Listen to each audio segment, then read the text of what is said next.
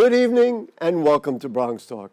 It's not easy to find a true original, someone who's unlike any other, who blazes his own trail and uses that singular vision to do something profound.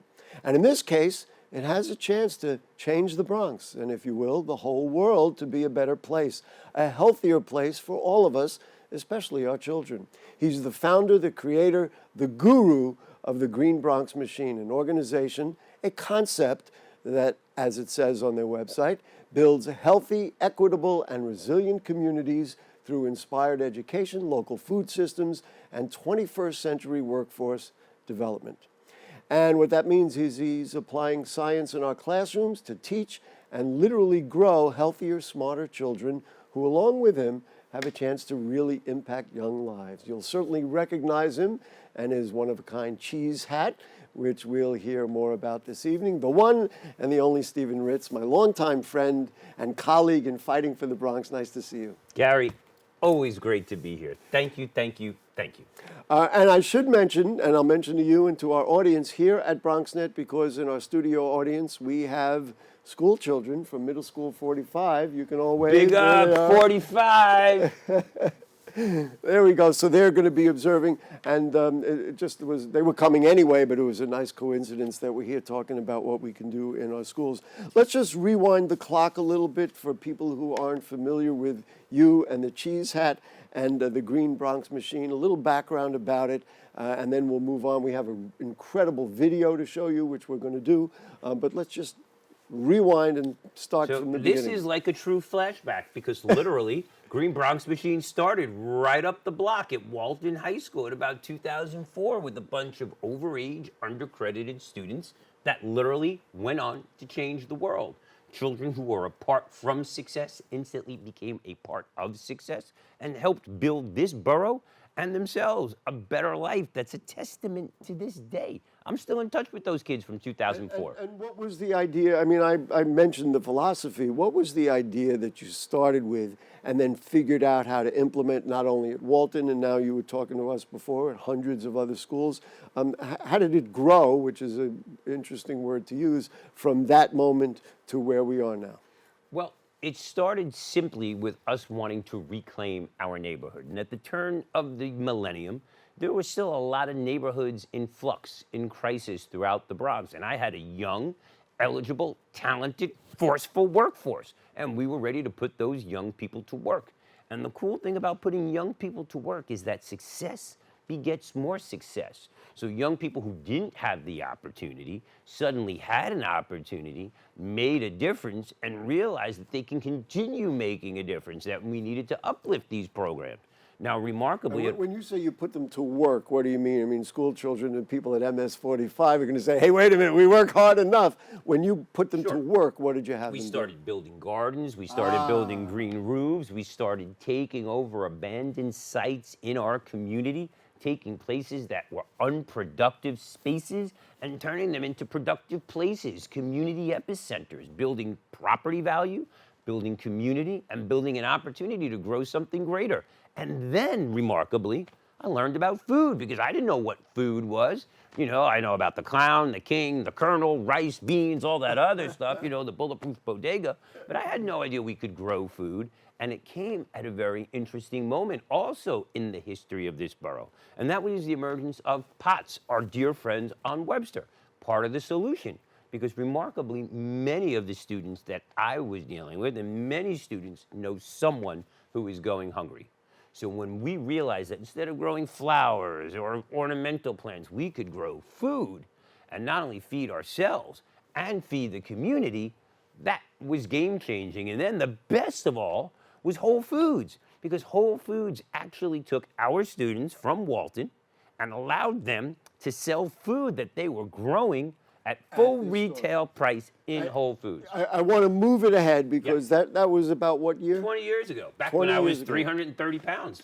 Which is truly the big cheese back then. Walking around with a 44-ounce soda and You pizza. didn't need the cheese hat. I didn't need the cheese hat then. But now, and we're going to talk about some of the awards you got, but you've traveled. Every time I call you, you're in some other place. You've got different schools. I remember talk about that you had, let's say, a hockey player in Chicago endorsed what you're doing. We just put a farm at Yankee Stadium. We're gonna show some of those pictures, but just talk to me about the scope of it, how it's grown, important Literally. word, literally, and where you've been. Talk to different countries. Let's just talk Okay, about so literally, I think I have right now over 2 million frequent flyer miles, to give you some context.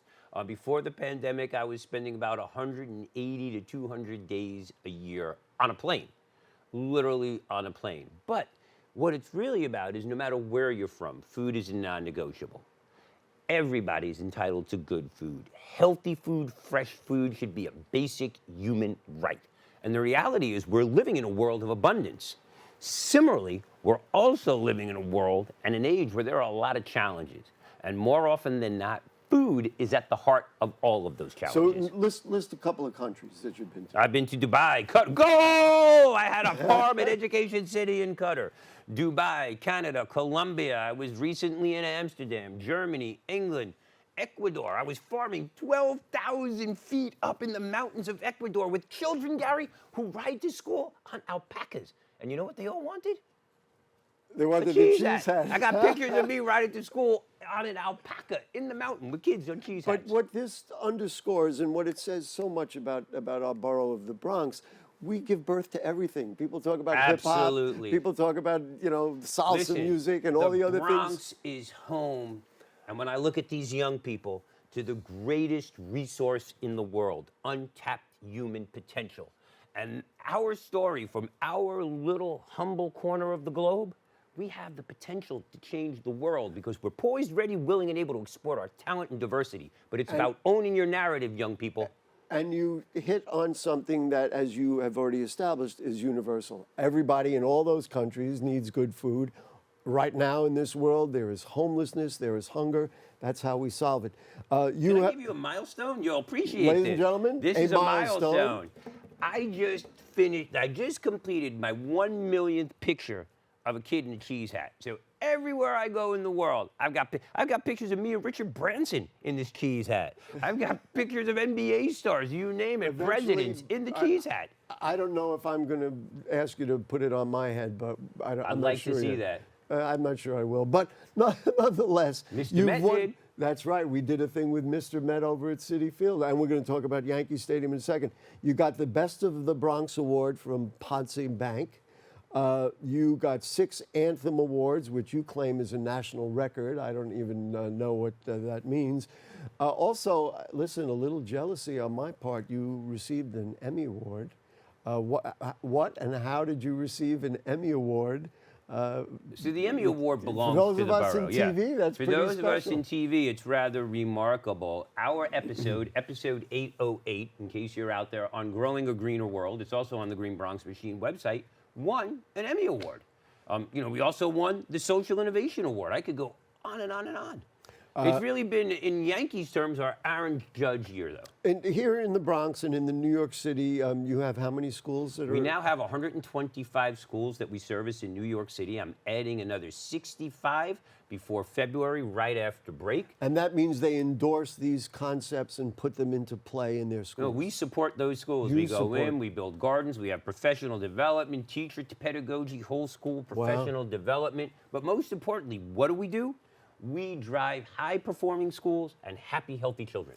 The chancellor and the mayor. Love the chancellor, love the mayor. And not that I haven't loved previous chancellors or previous mayors, but what's really exciting about this very perfect moment in time is that we have two who actually get along and are lockstep. So this is a super exciting time. And those pictures we just showed of you and the chancellor, he's also a Bronx guy, and he was a Bronx teacher, and he was founded a wonderful Eagle Academy, Eagle listen. Academy in the Bronx.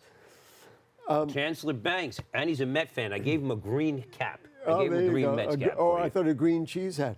The last thing I just want to talk about before we show this wonderful video, this is just an excellent video that's going to make all of this come to life. You went to Yankee Stadium. The Yankees endorsed this. Players came out. Let's just talk about what happened over at Yankee Stadium. Well, listen. I'm thrilled. That's Nestor Right. Cortez right there, by the way. Oh, there he is. That's Michael and that's, King. Yeah. So what's interesting is, for a long time, I've been pushing healthy eating, as you well know. And the Yankees have been doing a great job with their healthy home plate program.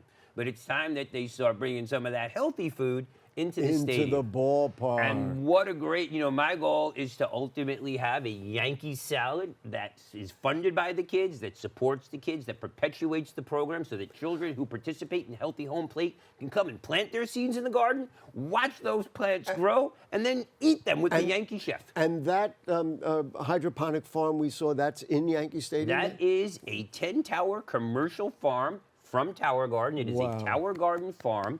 My fourth graders, so imagine what you guys could do, help the Yankees install it.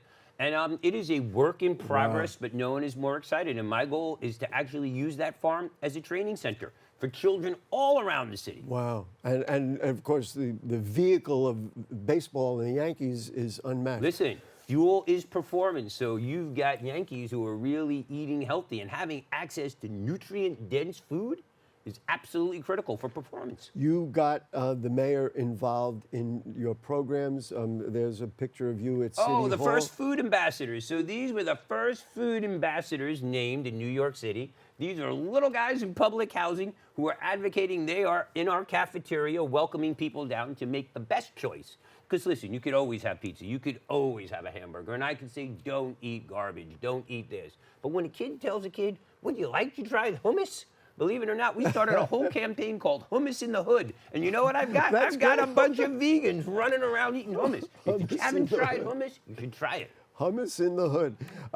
So the mayor agreed to participate in this video. Let's talk about this video. To me, this is just outstanding. And it really speaks to the mayor's vision. Do I have a minute to speak? You have a minute, and then we're going to throw it to the video. What happened is Food Inspiration, which is an internationally known food organization highlighting some of the biggest and best innovations, approached us, imagine, to tell a Bronx story. And I was so excited they were going to feature our kids. And, I asked the mayor if he'd like to be involved. He was very gracious. And what happens as a teacher is, I want the kids to talk about vegetables in the garden, but they really got down with some of these children a very difficult time in this city as well as this nation's history.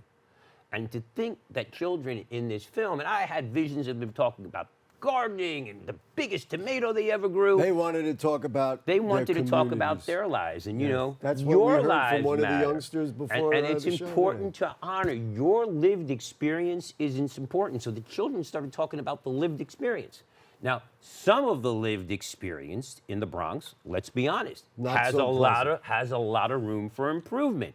And this was the message. So I was kind of worried that the mayor would not be appreciative of some of the things that the film focused on. Telling the truth about the Bronx, but then offering solutions to how we solve it. When a child tells you that their favorite place in the world is in this classroom, well, that's a humbling compliment.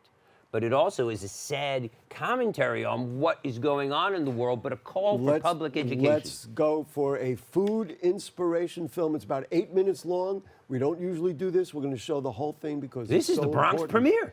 This is the Bronx. This is the Bronx premiere. On BronxNet, on BronxTalk. And these were students, so it's important to realize that too. Drum roll. I don't know what we do. I don't want to spill your water. How do you know it's water? All right, let's see what we got.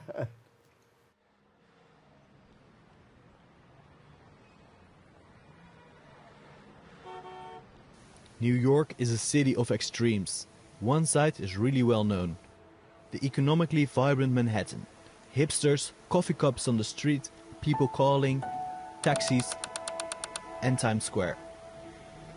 But on the other side you have parts where the nearest piece of fresh fruit is a 30-minute walk away. Where it's dangerous because of shootings, poverty and crime. This is one of the poorest neighborhoods in the US. This is the Bronx. They were expecting to hear from the NYPD once again. On the search for a suspect in a stray bullet shooting in the Bronx. It was scary outside in the streets because of all the shootings that go on. 61-year-old grandmother who was gunned down. Now last week, a 12-year-old Cade Lewin, he was left dead when he was shot when 11-year-old Kiara Tay was fatally shot. Before 5 o'clock, we're chasing a 13-year-old boy along the sidewalk on Fox Street, shooting at him. It's like fun, but at the same time scary because there's like a lot of criminals and like a lot of like fights and shooting. So whenever I would come to school, it would be like a sanctuary for me outside of the streets. And when I come in this room, it makes me forget about all of that. In this dark part of town, 20 years ago, Stephen Ritz started the project.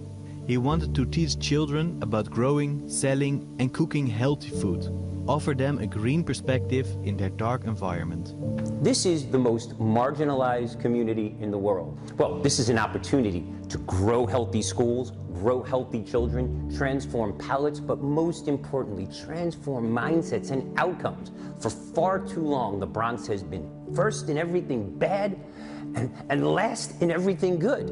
And this is an opportunity to grow something greater, transform minds, and give children the opportunity they need, not to survive, but to thrive in line with Mother Nature. Green Bronx Machine is the art and science of growing vegetables aligned to every single subject area. We are a whole school program that generates high-performing schools, happy, healthy children, and changes the social determinants of health. Basically what we do is we teach the math, the science, and the literacy, and we do it around growing. And at the end of the day, really what we're doing is growing citizens. So our children are everything to us. And it's about providing them an education, and education should be fun. So we really have a lot of fun in this classroom.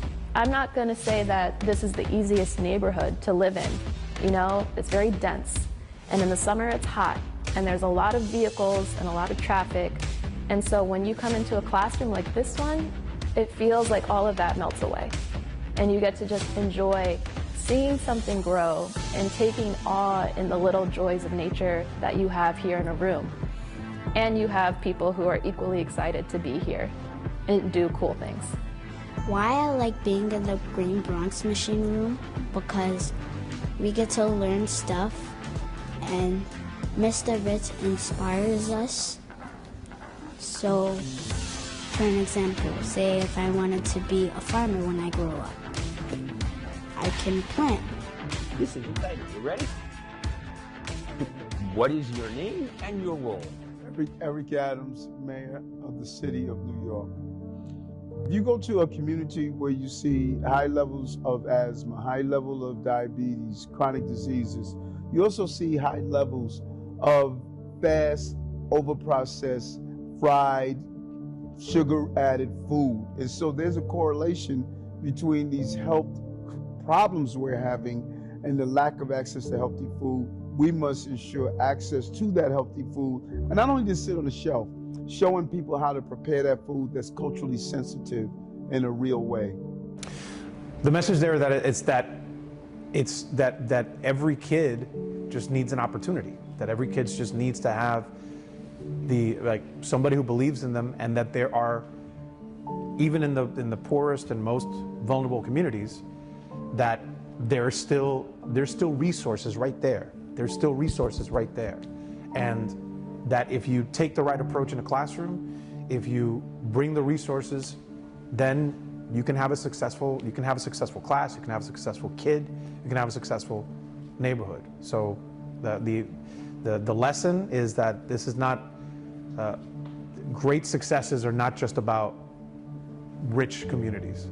It can happen everywhere. We need the resources, and we need the people, and we need the ideas. I like to say that there's a Bronx everywhere. There's a Bronx in Europe, there's a Bronx, in South America. There are places like our neighborhood everywhere in the world. We happen to be focused here.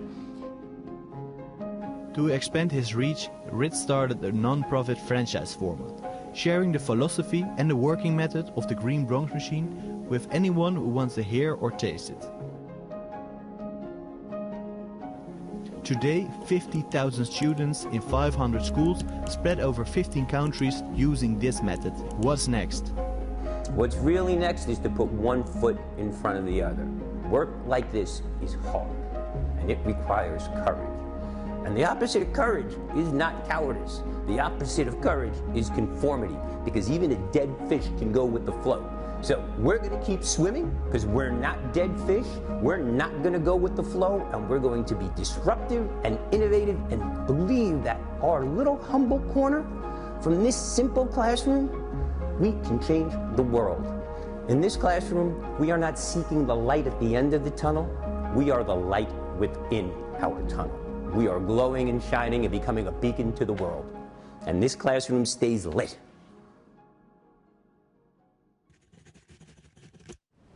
The hat I'm wearing is called the cheese hat, and basically it reminds me of Mr. Ritz because he always has a cheese hat on.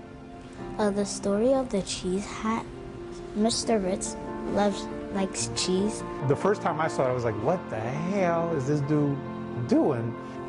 Physically, as the man with the cheese hat, he doesn't go anywhere without that cheese hat. And it has become our way of engaging the students. They all love the cheese hat.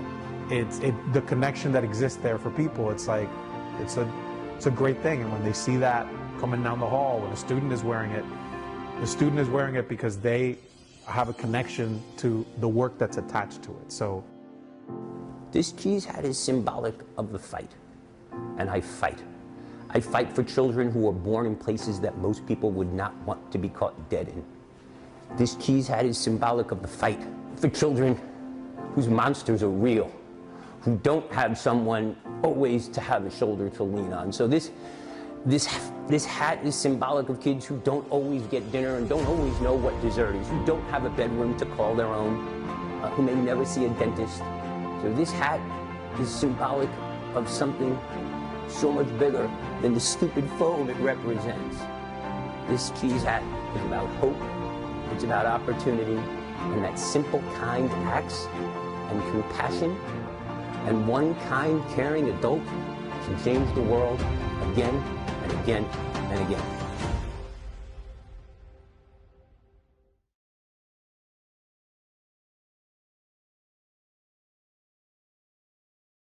So this is the first time I have ever worn a hat on the show, and I'm doing it because I endorse the concepts, and I'm saying to Steve Ritz and to our students here and to all of you, Green Bronx Machine, that's where it's at, but I am going to take it off.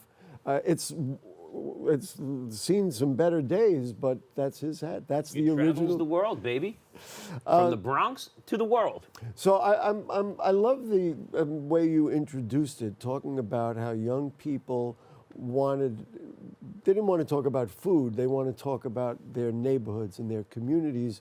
And we shared that maybe at the beginning, it's very direct about what the nature of the Bronx is, but somehow we have a solution here. You think that we can solve a lot of problems through this? Well, I believe that you start by putting unity back into our community. And when you come together to grow, when you put a seed in the ground, you're making a commitment that you're going to see that plant come to harvest.